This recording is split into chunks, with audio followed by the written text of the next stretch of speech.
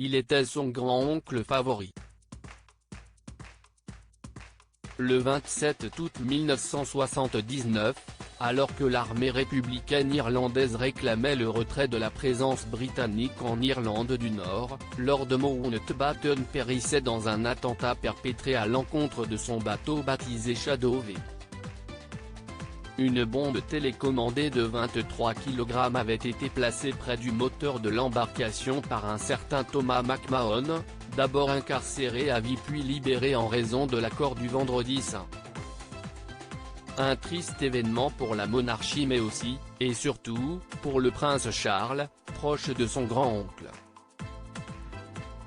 Et à en croire la 4e saison de The Crown, disponible sur Netflix depuis dimanche 15 novembre, le fils aîné de Sa Majesté Elisabeth II aurait reçu une lettre de la part du défunt, ce dernier le sommant de mettre un terme à sa relation avec Camilla Parker Bowles au profit d'une femme pure et plus jeune.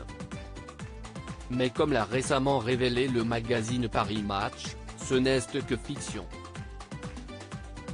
Le prince de Galles n'a reçu aucune lettre de la sorte de Lord Mountbatten puisque la famille royale n'exerce pas de pression sur lui. Ce n'est finalement que grâce au prince Philippe que l'héritier de la couronne britannique a été obligé de se décider, lorsque la presse guettait les moindres faits et gestes de Lady Diana depuis son appartement à Earl's Court. Diana a commencé à être poursuivie par les médias à l'automne 1980, s'est ainsi rappelé l'écrivain Hugo Vickers. Alarmé et pour protéger la jeune femme, alors âgée de 19 ans, le mari de Sa Majesté Elisabeth II a encouragé son fils aîné à prendre une décision par écrit. Une lettre que le prince Charles n'aurait pas comprise. Charles a interprété cette lettre comme un ultimatum, ce qu'elle n'était pas censée être.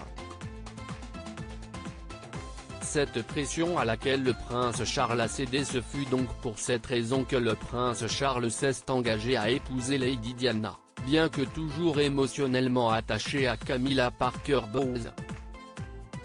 La suite de l'histoire est bien connue, marié en 1981 à la jeune princesse, il ne lui a pas été fidèle, optant ainsi pour rejoindre son amour de jeunesse dès que l'occasion se présentait. De son côté, après avoir lutté contre la boulimie, Diana Spencer se confiait à cœur ouvert au sujet des infidélités de son mari et des siennes dans l'émission Panorama, diffusée sur l'antenne de la BBC. Entretien qui a ulcéré le palais. Cette fois-ci, l'atteinte à la couronne était trop grande pour être ignorée. Le prince Charles a donc été poussé au divorce par Sa Majesté Elisabeth II. Demande exécutée.